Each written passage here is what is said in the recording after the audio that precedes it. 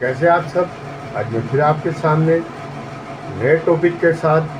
Science का topic है relative density. Relative density से पहले आपको समझना पड़ेगा कि डेंसिटी क्या होती है। डेंसिटी मास अपॉन वॉल्यूम, ठीक है, किलोग्राम पर मीटर क्यूब, ठीक है, हो गया।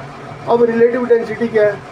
Density of a substance divided by the density of equal volume of water, ठीक है, इज द रिलेटिव डेंसिटी, ठीक है।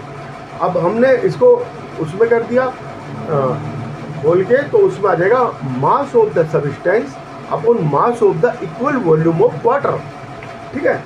तो इसकी कोई आपकी वो नहीं होगी, ऐसा ही उसमें कोई यूनिट नहीं होगी, क्योंकि मास अपॉन मास दोनों कट जाएंगे, कोई यूनिट नहीं है रिलेटिव डेंसिटी।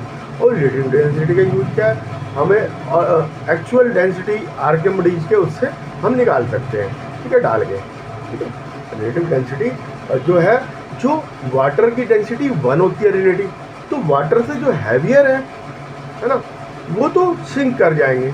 तो जो वाटर से कम डेंसिटी के जैसे ऑयल वगैरह, वो वाटर के ऊपर फ्लोट करेंगे, ठीक है। और आज के लिए इतना ही। Relative density of substance is equal to, है ना, R D is equal to the density of substance upon density of water. अगर वॉल्यूम सेम है, volume same of substance and water, तो relative density is equal to the mass of substance upon mass of water multiply by, ऊपर चला गया ना इससे नीचे का,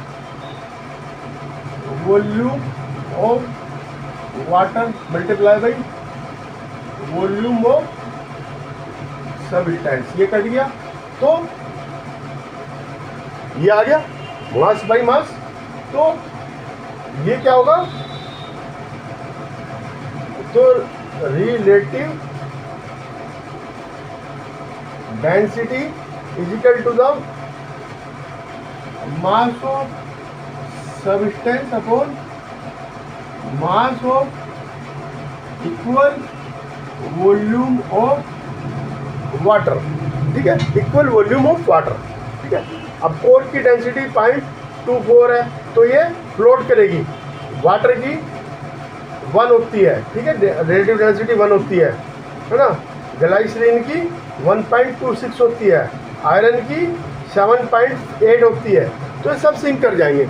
जो हैवियर होंगे सिंक करेंगे, वो होंगे रिलेटिव डेंसिटी, ठीक है।